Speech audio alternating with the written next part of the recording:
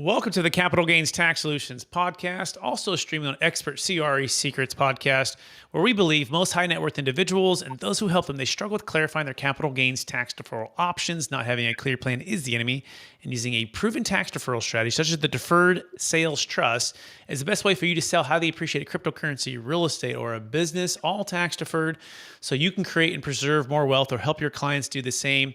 Hey, I'm your host, Brett Swarts. In each episode, I'm joined by some of the best real estate, financial, cryptocurrency minds in the world, where they share their ideas, deal stories, and inspiration. So together we can make complex tax deferral strategies simple and passive income plans achievable. Hey, I'm excited about our next guest. For over 20 years, he's been an executive level business IT leader with a vast amounts of practical experience and knowledge, providing leadership and planning for IT and web development projects for small and medium-sized companies, working on complex projects with multiple teams in multiple countries on a singular project, working with pre-funding, venture capital, and fundraising, and so much more. But at the end of the day, he's all about finding ways to unlock your capital or your crypto to purchase real estate. Please welcome to the show with me, Mike Waters. Mike, how you doing?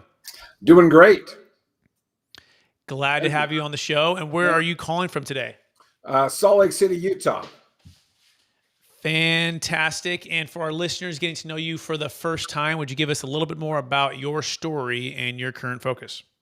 Well, I've been 20 years in the IT world. I've also been involved my whole life in real estate investing because I've been a high-paid IT executive for a very long time, and one of the best tax shelters known out there is real estate. So I've always had a love of real estate, and when I discovered cryptocurrency, that's when the light went on, and I realized there was a real solution there to merge the two. And tax deferral is one of the great words I love to use when we talk about what I'm doing.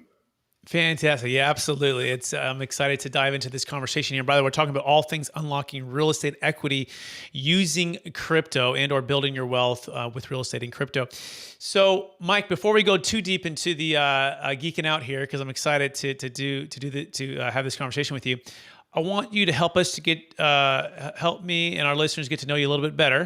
I want you to picture it's the high school days, maybe the university days, the earlier, younger days. I believe we've all been given certain gifts in this life. Some people call them superpowers. Some people call them strengths. And I believe these gifts have been given to us to be a blessing and help to others. So I'm curious, what are those one or two gifts that you believe you were given, and how does that help how you help and bless people today?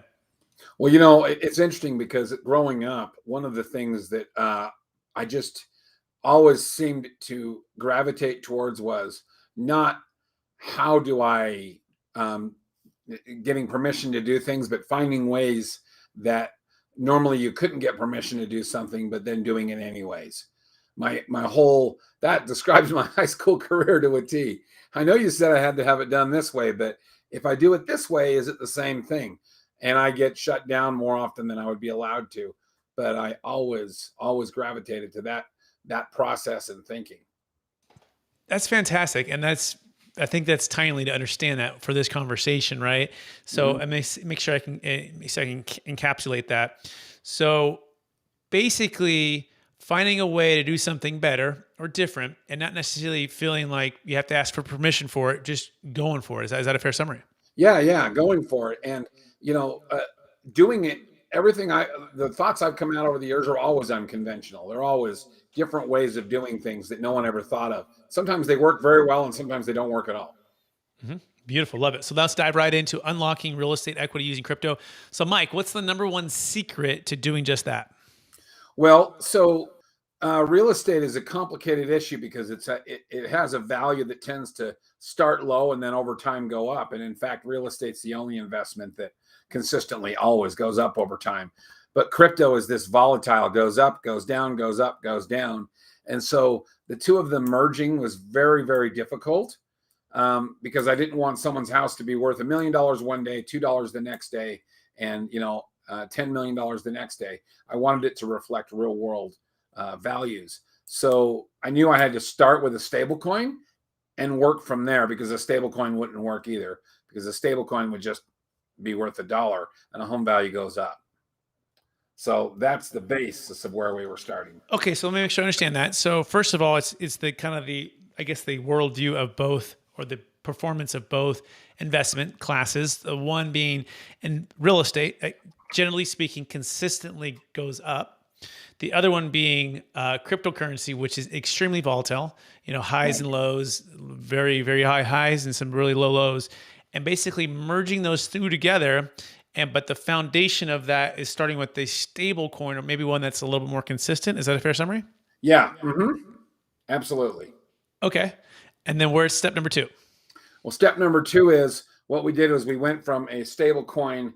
Then after you have the stable coin, we merged it into a token per property. So what we do is in our system, we create a token per property, and then we attach that per property token to the value of the property. So we have what's now called a stable plus token. So if you buy, say, equity in a house that's worth $1 million, and let's say you bought all $1 million on those tokens, and then the house next year was worth $1,100,000, all your tokens are worth $1.10 a piece based on the value climb of that house. Okay, I'm going to see if I got that. Okay, so you're merging the stable coin into a token, right? Right. And or coins. I don't know if it's plural or one, and per property.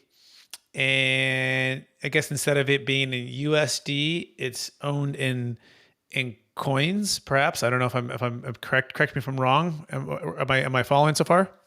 Yes. Okay, cool. Where does the USD go? The USD got traded for my coin. Got it. Right. So you exchange that, and so and as a seller, I sold with Bitcoin, whatever kind of coin. Yeah, you could have bought USD. You could have taken whatever Dogecoin or whatever, and traded it for USDC, which is the stable coin, right? And then you go in and you buy my coins, and then that enables you to buy coins into any piece of equity.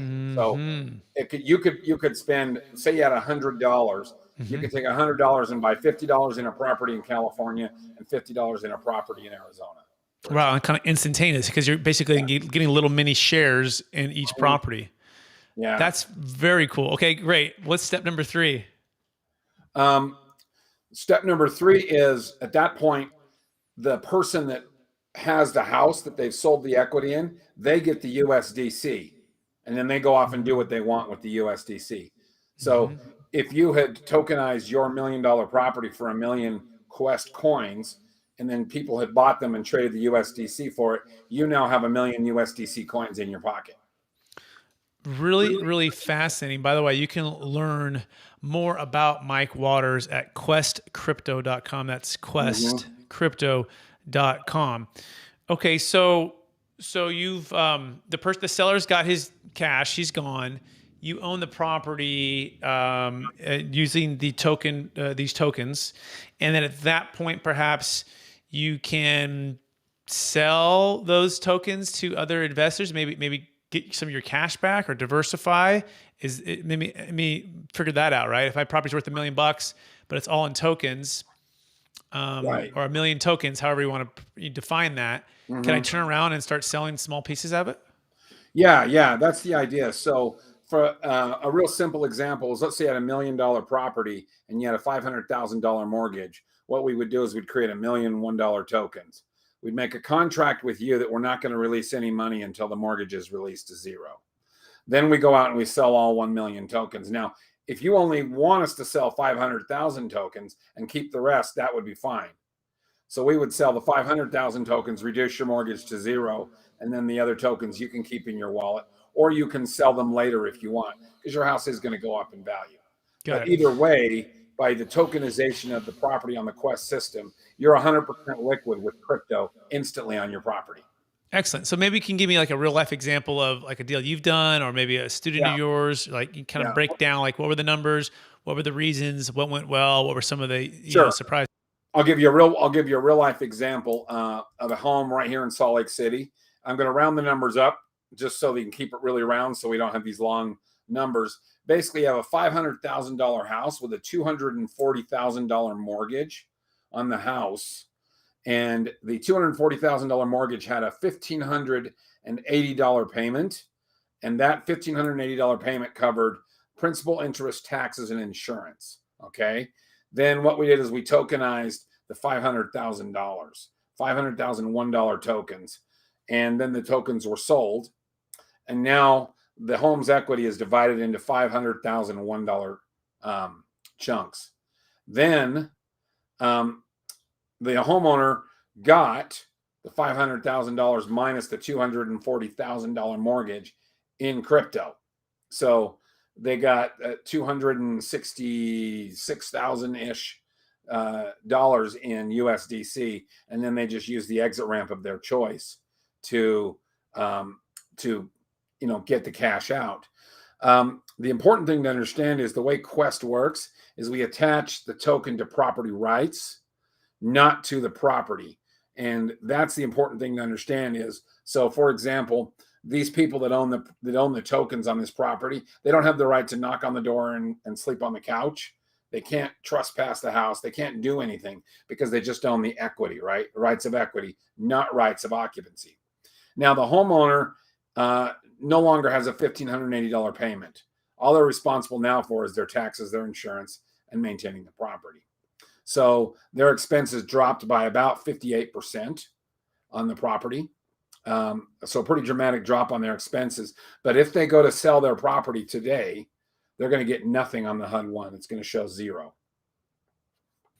Fascinating. So I'm going to try to unravel it a little bit, right? Because it's even it's new. It's definitely new, right? So tokens are attached to the property rights. In other words, I'm thinking of it kind of like a lender, right? If you owe money to somebody upon the sale of the asset and you owe all of the equity, imagine you had 100% financing, right? Right. You got to pay, or the value of your house dropped and you have no equity. You're going to pay the loan back and you're walking away with zero.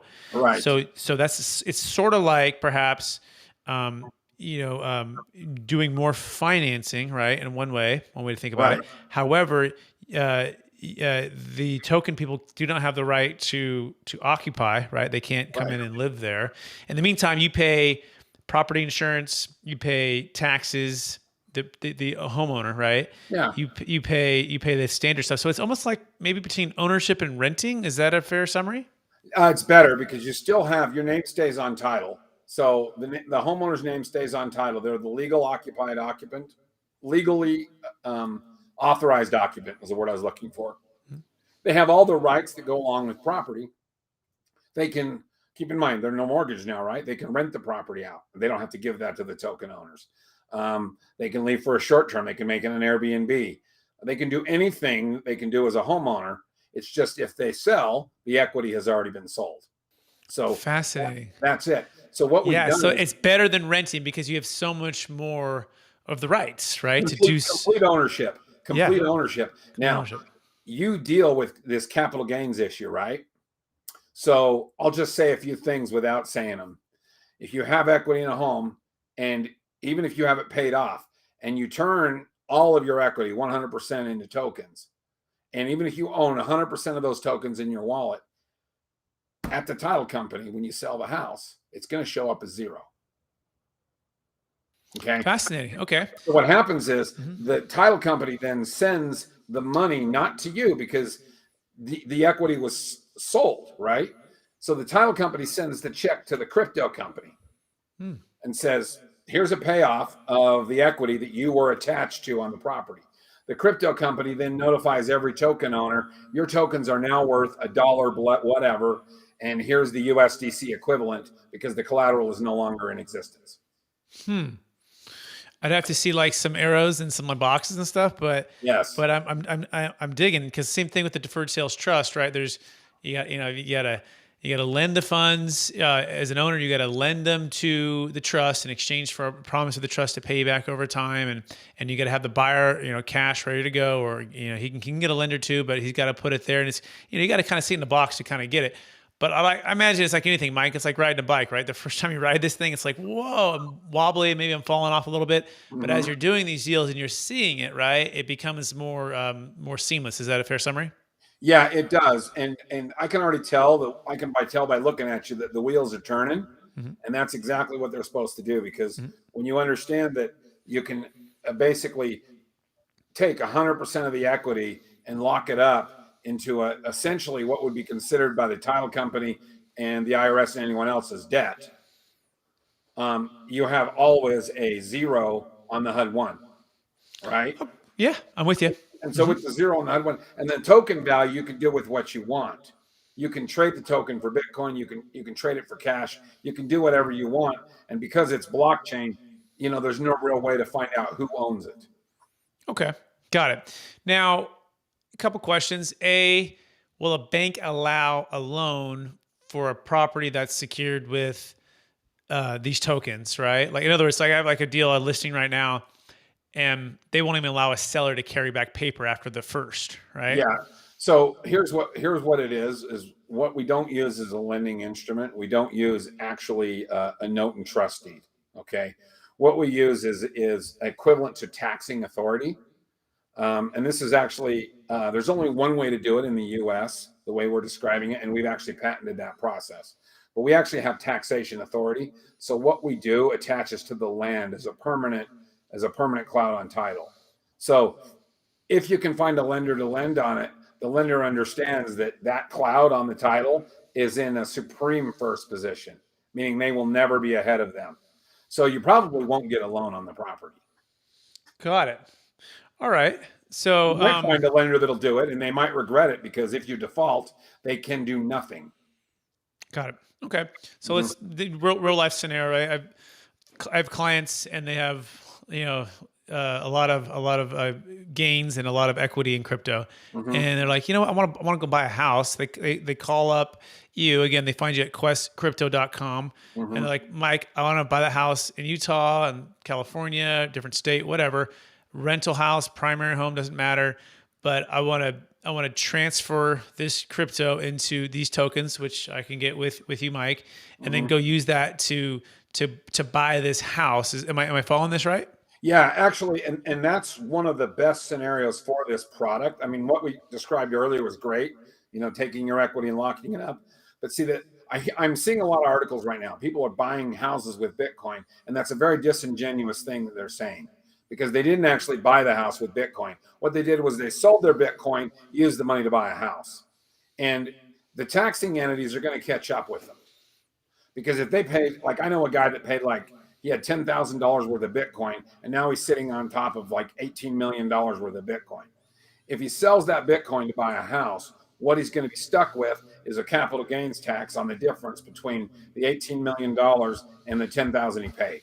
It's going to be a capital gains. He's not going to get out of it. He's done with it, right? And then he just bought real estate with it, which is now going to be subject to a capital gains. So by doing that, they expose themselves to double taxation. And I know you know exactly what I'm talking about. Whereas if somebody wanted to buy a house with crypto, they would come to us. They would say, that's the house I'd want to buy. We would tokenize the escrow. They would then take their crypto, trade it for our crypto, which is a like for like exchange, right? They then take it, make a like for like exchange, fund the escrow. We would then close the escrow agreement with the title company and send them a check. We would cash the USDC, send the title company a check. We would give the title company the documentation to record it title, and then you would now be in your home. Got it. So I think so. It's kind of like perhaps a 1031 in crypto into real estate. It's exactly like that. That's one of the things that we modeled was a 1031 exchange. How does it work, and how could you do that in crypto? So that's where one of the ideas of our product came around. Yeah. So essentially, this house is in USD, or it was in USD, but now we basically have transferred that to a token, right? And then and all the rights and all the things that are associated there, and then you're just trading, your crypto for these tokens, which means you're trading, which these tokens own that house, right? Individual token, Mike, or is it only for that particular house, or is it like so what it would be is you buy the Quest token, which is our stable $1 coin. It's worth $1 today. It's worth $1 10,000 years from now, right? Got it. And then you take that. So the guy would take, let's say he had a $5 million house. He would take 5 million in Bitcoin and buy 5 million of our stable coin. At that point, we do the trade immediately, and now we have the 5 million in cash. So we now know that if he goes and buys a $5 million house, we have the cash to cover it, because it's that volatility that can destroy this, right? So again, he takes his Bitcoin, he cashes it in for 5 million Quest. We immediately sell it, and now we have 5 million in USDC in our account. Then we create a Quest dash Bob's house token. So it would be Quest dash a serial number. Then that serial number creates the tokens that he can then spend those Quest tokens on that are attached specifically to that house. Mm-hmm. And that house is in our, we have a database that looks just like a real estate MLS. Beds, baths, pictures of the house, everything, including appraisals, etc., that are visible to anybody that wants to buy the token. They can, in fact, click inside the token information. There will be a hyperlink that will bring up the appraisal, that will bring up all the things on the property. And they could say, what token am I buying? I'm buying a token in that house right there. And they would be able to look at the house. They would be able to see when it was last appraised, how it was bought at $1, and it's currently trading at $1.30 because the property's gone up 30% in value since it was tokenized. Everything they need. That is really interesting and really fascinating, and feels like it's the future. I feel like, you know, it's that movie Tron, right? When you're like, you're taking me down like these streets that are leading to like the city that's in the future, right? And you're like, wow, like, you know, that's pretty incredible, Mike. I'm curious, how many of these transactions have been closed, and then two, how many escrow people? You know, I imagine their heads explode, right? Because they're so used to doing the old way of doing things, right? Well, how are you educating or empowering some escrow people to actually cooperate? Great. So actually, that's a series of questions. So one, the first thing I'll say is when we built the system, I have bought and sold over 200 real estate transactions in my life, commercial, residential, multifamily, single family. So I know how the real estate world works. Our CEO, he's an attorney, and he's also heavily delves into real estate and property rights. When we designed the system, we said we've got to make it so it overlays right on top of existing systems. So right now, I'm going to say, unless they're completely like want to fight with us, title companies will find very little difference in dealing with us versus a mortgage company. All we're going to tell them is, we are Quest Crypto. We're doing crypto loans, is what we tell them, because that's all they need to know. And where do you want us to wire the money? And then the documents that you're going to record are these, and they're not like anything you've ever seen, but here's the instructions on how to record them. You know, there's tons of overlap here, Mike. So like literally like with the Deferred Sales Trust, it's still very, very, I mean, in our circles, it's well known, but most of the commercial real estate world, we did like a primary home sale in Palo Alto, and it was an Old Republic. You know, she's been there for 30 years and she had never seen it. And her mind was exploded. And we're like, hey, just talk to the tax attorneys, like thousands of closes, billions under management. Like they'll walk you through every step of the way, and just you know, oh yeah, it's kind of like that. And here's the form, here's the thing to box, here's how to report it. It's just an installment sale, right? You know, you've done installment sales. Yeah, I have. Well, we're just using a trust, but it's still outside the box. So you've got to kind of hold their hand. By the way, I will mention that the Deferred Sales Trust can defer capital gains tax, right, on the sale of real estate. It can save a failed 1031 exchange. It can defer capital gains tax on the sale of cryptocurrency. In fact, the first one, I call it break the 4-minute mile mark, Mike, because for the longest time, the Deferred Sales Trust only had been done for public stock, private stock, artwork, collectibles, real estate businesses, primary homes. And then about 60 days ago, we did the first Bitcoin Ethereum case.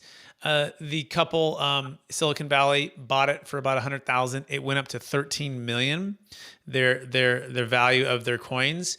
And they were able to sell a big chunk of that and defer the capital gains tax. And the cool thing is once the funds are there, you can't do a primary home, which sounds like your stuff is advantage there, but you can do investment property. You can partner with the trust, and you can buy investment property and get the depreciation, get the appreciation opportunity. And then you can also diversify it into cryptocurrency, into stocks, bonds, and mutual funds, into a new business venture, into hard money lending. I had a client who sold a $2.6 million business in Alabama, and he's building 70 multifamily units in Tennessee, all tax deferred with the trust. So very flexible, but for those who haven't done it, can kind of be overwhelming. So what are some ways that you've tried to simplify this for those who are being educated with this?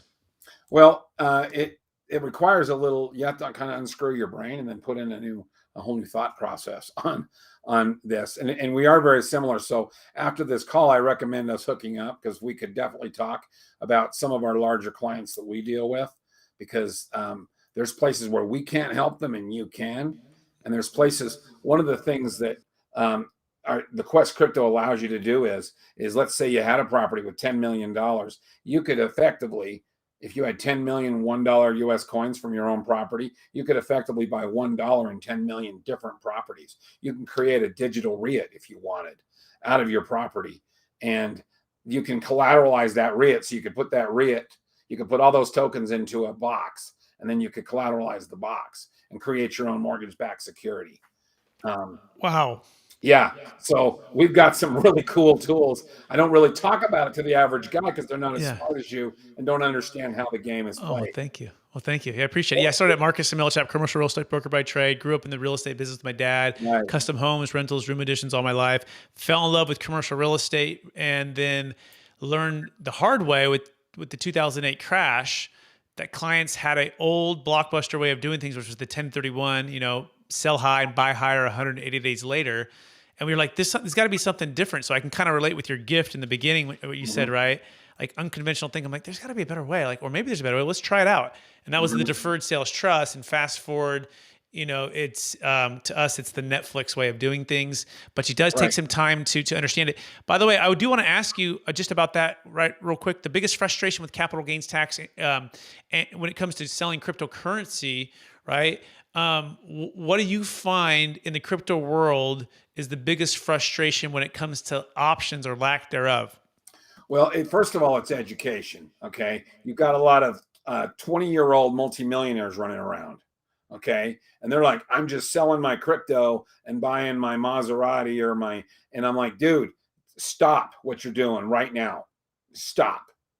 You need to stop the party, because what you're doing, it's going to catch up with you. The IRS is going to come in. They're going to get you off your basis points. And then the party's going to come crashing down.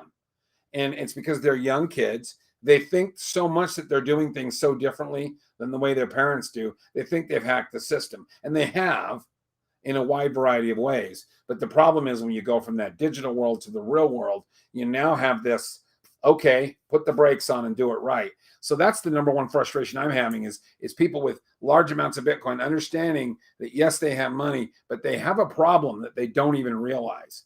Get them to where that's the number one problem. The number two problem is getting them to, like, the crypto community is all about sticking it to the man. I got money, I did this, and I don't have to deal with the man, right? The man is government or whoever, right? So it's strong libertarian circles. And the second problem there is getting people to understand that you have a partner, and he's called the government. And you have to do some homage to the man, or the man will get you. So it's like those two little thought processes. Yes, you've hacked the system, but no, you haven't. And then you're still going to have to do business with the man. You have to get those people to be aware of that. Then we can have an intelligent discussion about what to do about it. I think that's so thoughtful and so timely, right? And there's so many folks before they meet us, or talking with you, Mike, that feel like they're trapped between a rock and a hard place, right? And there are many that actually want to report properly and sell properly if they didn't feel like the tax was so high. This is where I highly encourage you to get with Mike, to get with me, to look at your options, right? I don't know, Mike, if you charge anything. I don't charge anything to talk about. I don't these either. Strategies, right? And we want to just give you the options. And then the neat part about the Deferred Sales Trust, Mike, and I'm curious on your thoughts on this, is we literally tell the IRS, hey, we bought it for X, we sold it for Y, but we haven't taken any constructive receipt. In fact, we're in a deferral place. That's why we're kind of like an IRA, or kind of like a 401k. And it's sitting there, and it's earning interest, and it's slowly paying us back, and we'll pay tax on the interest on ordinary income. And then we can partner with it and go do other deals. But what I like to say is, there was a cool video by Grant Cardone he just made the other day about making sure you're buying the adequate amount of real estate to get the depreciation to offset your income. And most people that are making a lot of wealth very quickly, they're going to buy all of these things, and they're in the highest possible tax bracket because they don't have the depreciation to offset it. And it's like building a house on sand, right? Mm-hmm. Where it's going to catch up with you, right? the man, right, the government, right, Mhm. as incompetent as they are with our tax dollars, right, they are going to come find you, and you don't want to be in that situation where you don't have a proper tax plan and you haven't paid taxes on these things. So all that being said, with the deferred sales trust, we say, hey, sell. You're actually literally reporting it. I bought it for $1 million. It's worth $20 million, right? And here it is, but I'm taking it back on an installment sale, and I'm paying taxes slowly along the way. And by the way, the government likes that because it stimulates the economy. The funds are invested in real estate projects, they're invested in the stock market, they can be invested into your own business startup, create some more jobs and more tax revenue. So you want to find a way to make it a win-win-win for everybody. You don't want to hide, you don't want to just be off the radar. You literally say, no, here I am, and let's play by the rules, and let's use the legal framework of the tax code to create and preserve more wealth and defer tax. Any thoughts on that, Mike? I couldn't agree more. That's exactly what the message I'm trying to tell people is. Yes, you got a lot of money. You haven't hacked the system though. You're gonna have to pay. Yeah, like death and taxes, right? It's only two things that are consistent: death and taxes. And by the way, you can learn more about Mike Waters at questcrypto.com. That's questcrypto.com. You can learn more about the Deferred Sales Trust and what we're doing at capitalgainstaxsolutions.com. That's capitalgainstaxsolutions.com. I also want to invite Mike and anyone else listening to this to our free mastermind every Friday at 10 a.m. Pacific Standard Time, 1 p.m. Eastern Time. We're on a Zoom call, and it's called basically Cryptocurrency DST Mastermind.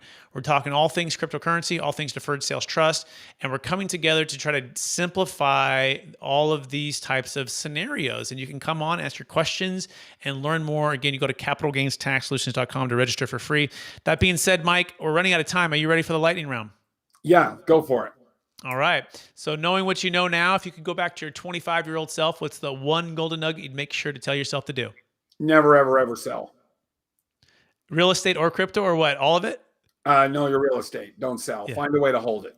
Yep. Second question. What's the number one book you've recommended or gifted the most in the past year? I'm going to say that one. Oh, man, it left my brain. I've got it right here. Hold on. He's going to love it. It's Sell Like Crazy, How to Get as Many Clients and Customers as Sales as You Can Possibly Handle by Sabra Sudi. Awesome. Great. Third question. What's the number one leadership quote or theme that you strive to live by?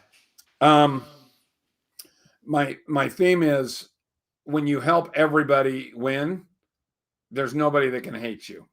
And yet you can get rich doing that. If you can find a way to make everybody love the deal, then there's nobody that hates you and everybody loves you. Yep. Excellent. Love it.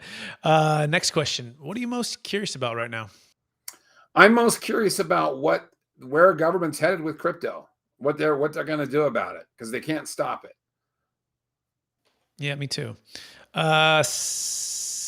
Last question. After all your success, all your knowledge in real estate, the over 200 transactions, connecting the crypto world, creating an amazing thing at questcrypto.com. Although that would be kind of a cool name too. Questcapitalcrypto.com. But questcrypto.com. How do you stay centered in your values, Mike? And how do you stay encouraged to charge forward to reach new heights? I always stay forward in my values, and our concept is people should be able to use their equity as money in their wallet to spend in the world. My values are very much rooted in our founding fathers' beliefs that your title was your standing and ability to operate inside the system. So I stay focused on core fundamental American principles about morality and just being a God-fearing, honest person. Fantastic. Couldn't agree with you more. Would you remind our listeners one last time, what's the best place for them to find you? Well, you can email me directly at mike@questcrypto. I so far haven't regretted that. I do get a lot of emails, but nobody has sent me anything weird yet. So I won't change that today. Email me there if you have questions or if you have ideas, because there's a lot of things that we're doing, including we're financing an $8 billion casino project in Las Vegas right now using cryptocurrency. And there's a lot of ways for people to get involved. And essentially, we built the model so that anyone with $1 in their pocket can be an investor in real estate using our system. So it's pretty cool. It's really cool, Mike. Hey, I want to thank you for being on the show.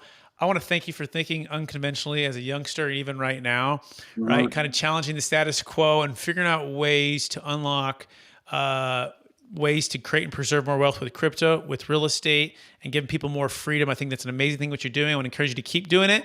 And I also want to thank our listeners for listening to another episode of the Capital Gains Tax Solutions podcast, also streaming on Expert CRE Secrets podcast, where we believe most high net worth individuals and those who help them, they struggle with clarifying their capital gains tax deferral options.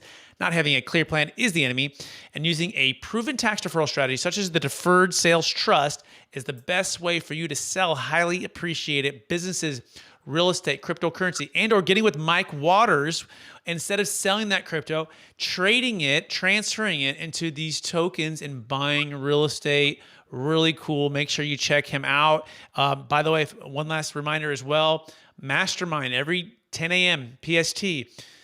In order for you to get comfortable with what we're talking about, it takes time and energy and input, right? Everyone coming together and figuring out the better way to do it, asking good questions, challenging all of the things that we're talking about. We'd love to have you come on. 10 a.m. PST. Go to capitalgainstaxsolutions.com to register right now. Invite a friend, invite a crypto friend, invite a real estate friend, a financial advisor friend. We're going to connect there. Thanks so much for watching and hearing this. And if you're listening to this on iTunes, and we look forward